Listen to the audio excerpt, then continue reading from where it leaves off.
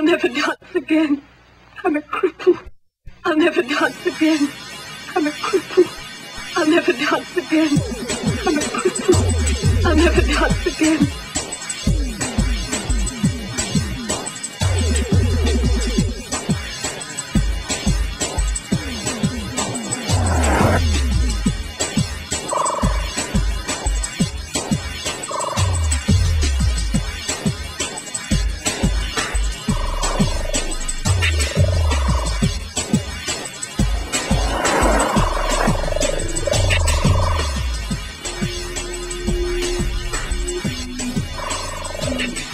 Skating and breakdancing, skateboarding, when I say skating, and breakdancing, meaning b-boying, are both street styles, very urban sensibility, and they both have a sort of radical relationship to mainstream culture. I mean, both hip-hop and skateboarding, which was infused in the mid-'80s with punk rock, were radical youth movements, and they both impacted me around the same time. I mean, I started out, breakdancing, and a couple of years later, like, I was into skating, and being a hip-hop, and being into hip-hop and being a skater, I was like in this sort of punk scene at the same time, and I just remember like how there was a sort of relationship, even though there wasn't, but it was two radically different racial sort of makeups in terms. Back in the 80s, hip hop was a lot less white than it is. I mean, a lot less white people even knew about it.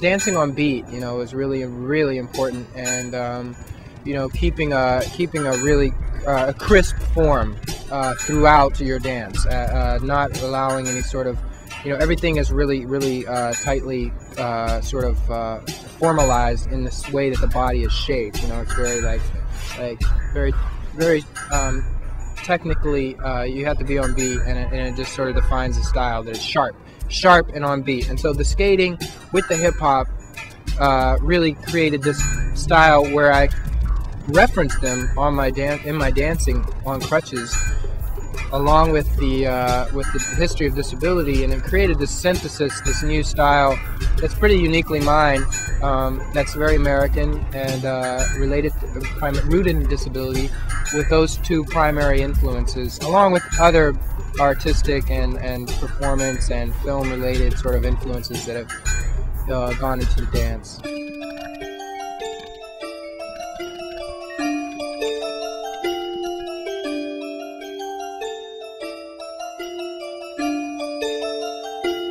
The movement on crutches primarily comes from just having to get around and having to sort of figure out a way to do something that is common everyday task, like picking something up or whatever. And that's the root of the movement, is playing and achieving, utilitarian ends.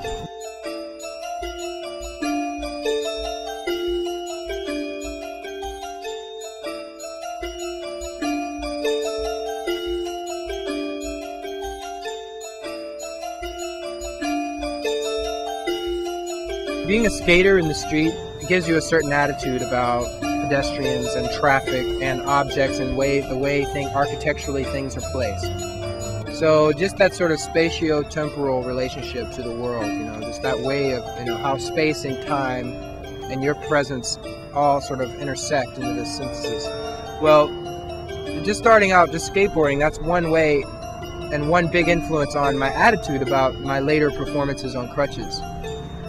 So, these pieces, this piece called Regarding the Fall, it's an ongoing series of street performances that take place in urban situations around the globe, wherever I can get a chance to pull it off. Basically has to do with handling people's assumptions. And this comes from my real life, when I'm going down the street or whatever, and somebody's like 10 feet away, oh my God, you need some help, and run across the street, hurdle a couple garbage cans and get to the door before I do to open it for me, kind of thing, where it's like, it's almost like, well, thank you, which is all I ever say now, pretty much on my daily life, is I'm like, thank you. But when I started to turn it around and started to address the sort of how Good Samaritanism becomes an obstacle in certain situations.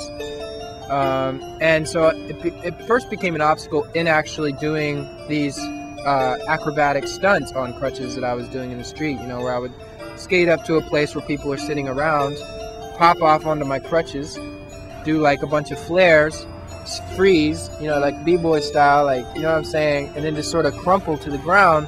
And people who didn't see the first part and only got the last part, they'd be like, oh no, he fell over, you know, and like something terrible happened. They would come rushing to my assistance, while at the same time, you know, people who had been sitting around having their lunch and had seen me go through this process several times are like laughing, you know, they're like peeing their pants out there because they're seeing this sort of, you know, the assumptions being made and like what I'm all about and the conflict between the two and how I could, you know, if I chose to speak in my performance, I would never get through a performance because every 3 minutes I would be stopping and explaining my whole situation. So I don't explain to these people. They run up and help me and I just, okay, you know, why would you ever want to, you know, put anybody to task who is doing something nice, you know what I mean? But I think the assumption is, well, I'm doing something nice, so therefore there can't be anything wrong with it. So this whole performance series sort of opened this can of worms about assumptions. And then, you know, like Freud had this thing about countertransference in therapy where, you know, the doctor and the patient, but the doctor has issues. Well, you know, it's the same thing with me where like they're making assumptions about me and then I'm having these sort of counter assumptions about how they're what they are. You know what I'm saying? Like an old woman would come to help me and I have one reaction based on my assumptions about what she is. And the businessman comes and help me and I have a whole different set of assumptions, which could be totally wrong. I mean, the woman could be a babushka with the back of a mule and the businessman could have 3 slip discs and had 2 operations. But because of who I think they are, I have reverse assumptions about them, right? There's so many issues that come out of it, you know, with like, okay, so number one, you're falling down the street and you're on crutches. Okay, there's all these unwritten rules about disabled people that people without a disability may never understand. Like something like you're on crutches, you're not allowed to crumple to the ground Buto style in public because it makes me feel like you're in trouble and that's not fair. Okay, you see what I'm saying? So why not? That's my question. Like, okay, well, but you don't know where I'm coming from in order to do something like that. So I'm doing this maneuver because it's part of it has continuity, it has a place, and it comes from somewhere. So, you know, there's these mass murderers who like I heard about some mass murderer who wore a cast and knocked people over the head. He asked them to help him, and then he would like kill women, you know, these all-American hero types. And so, you know, on the one hand, that's someone taking advantage and using, you know, people's, you know, gut impulse to help someone in need and using that against them. And, you know, that's despicable. And it's something that I wouldn't condone. But on the other hand, you know, me being a dancer and happening to be on crutches and spinning around and doing like, you know, all dance is falling and getting up and falling and falling and getting up and spinning and, you know, that's dance no matter who's dancing. Even ballet, you know, they fall, I think. Do they fall? Yeah. No, I'm just kidding. I'm just kidding. I'm a cripple. I'll never dance again. I'm a cripple. I'll never dance again.